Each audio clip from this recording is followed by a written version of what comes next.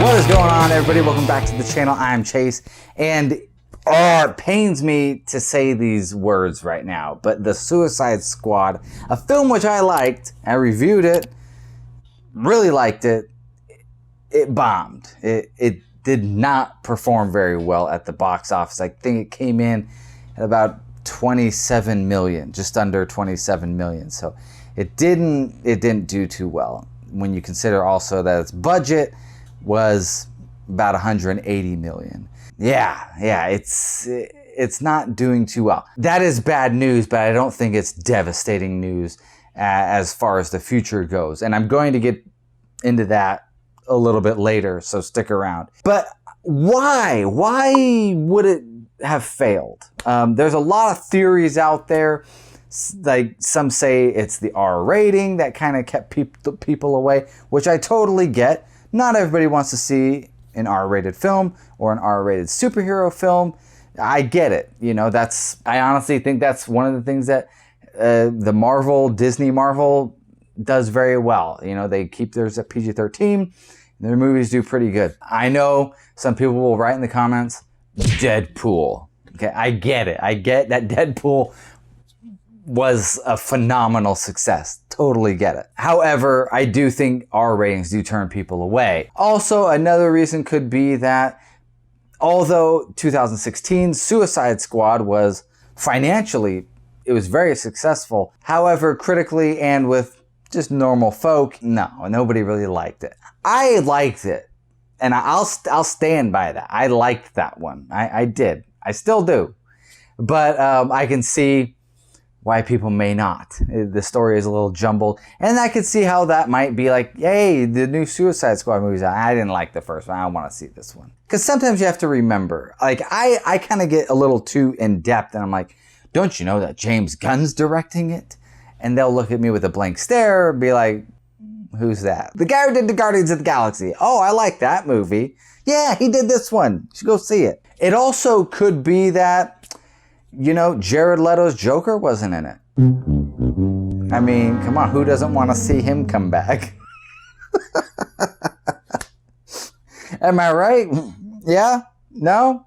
Jose, would you want to see Jared Leto's Joker come back? No? Okay. All right. I guess nobody really likes his version of the Joker, which is probably why James Gunn kept him out. I think the big reason is that it was streaming on HBO Max the day that it came out in theaters. I really think that hurt its opening weekend box office. However, Warner Brothers has released a statement saying that, hey, it's the second highest streamed movie ever on our streaming platform. It's right behind Mortal Kombat. Granted, that's HBO Max saying that about HBO Max. That would be like me saying, hey, I have a review on my channel and it says this is the greatest channel ever. Citation, Chase Johnson. So how credible that is, who knows? It's the same thing as when Netflix says, hey, this is such an awesome watch show. You should watch it.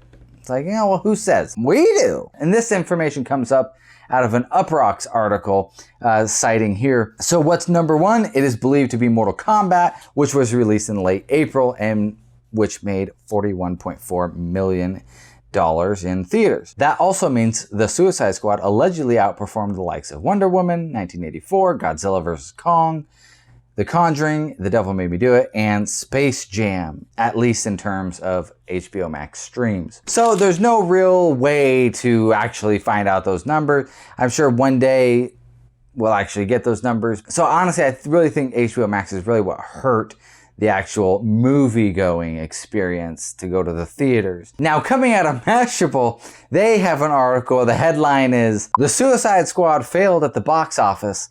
Anti-Vaxxers own a lot of the blame. There we go. That's what I'm looking for right there. Yes. Let's blame the anti-vaxxers for all of our problems. And they go on to write, I gotta do a voice for them. Let's be real, folks. People are scared. The same loudmouth anti-vax movement in the US that's fueled embarrassingly low vaccination rates in some part of the country, and in the process helped COVID's Delta variant gain foothold, carries most of the responsibility for any disruption in our stumbling recovery. Yes, those dang pesky anti-vaxxers, they own most of the blame for the reason we just can't recover. They own most of the blame. Even though vaccinated people are getting the virus and spreading the virus just as much as any unvaccinated person.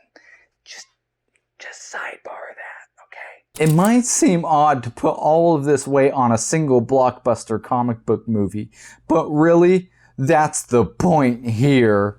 When we fail as a society to seize an opportunity that could have cut off a rampaging pandemic, it's all the little things and experiences, like the much hyped movie you really want to see, that suffer. Yes, you know what? I totally agree with the author here on this article that it is totally worth it to give up your God-given freedoms to go see a movie. That's the American way right there. The industry is hardly powerless. Mask requirements are, of course, a no-brainer, but theater chains could and absolutely should also move to immediately institute vaccine mandates with proof required for all attendees instead of relying on local officials to make that choice for them. Oh my gosh. Does this right here boil my blood to no end? Okay. Oh, calm down, Chase. Calm down. Have a drink. Whew. I absolutely adore how he phrases this. How does he say it? Move to immediately institute vaccine mandates with proof required for all attendees. Yes. Bring back those Jim Crow laws and segregations. You got what? That group right there, that group? Yeah, you go over there. That group, you go over there. That's your theater. That's your theater. That's your drinking fountain. That's your drinking fountain. Woo, let's bring it back, baby. Let's bring it back. And I love how he ends that paragraph with, instead of relying on local officials to make that choice for them. Let me tell you something, bud. Local officials don't make that choice for you. They don't. That's what you don't understand. Yes, we do vote them in to make choices, but when it comes to start violating our constitutional rights, no, it ends there. It's over. You're done. You lost the plot. Rant over. Anyways, that one made my blood boil. But I think, honestly, yes, this was not as successful as probably all of us hoped, but I don't think that it's anywhere close to, is this the end? Is James Gunn ever going to work for DC again? No. With what we're seeing, there's so much now in the works. I don't think the DCU is over or coming to an end or whatever. I do think there is a lot of confusion there, and they don't really know what they're doing over there.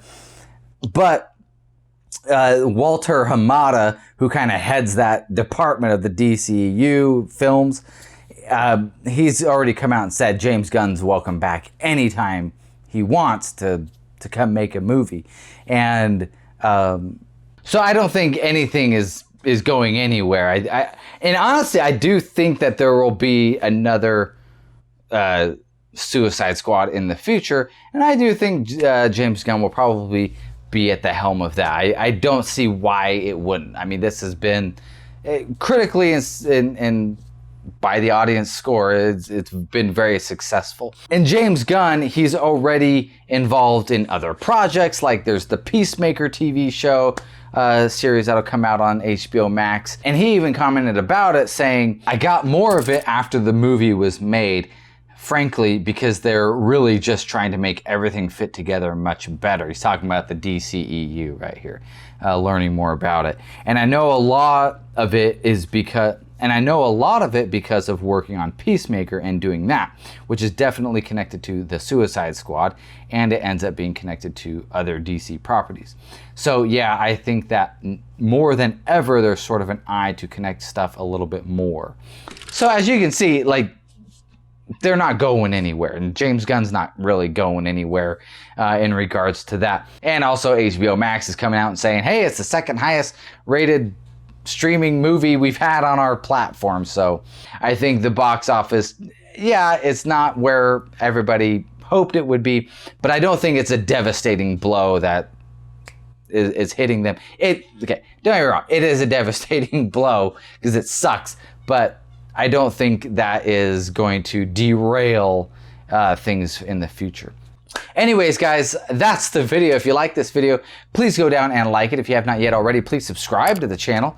And I would love to know your thoughts. What do you guys think? Do you think this box office flop is just bad news for DC? Is it over? Are they just going to start moving away? Is there? I think superhero movies have about maybe 5 more years left. I don't know. I'm getting the feeling that it's kind of that era of superhero movies is kind of starting to come to a close. I don't know. I could be wrong. I don't know. I'd like to know what you guys think. Anyways, guys, that's it. Peace out.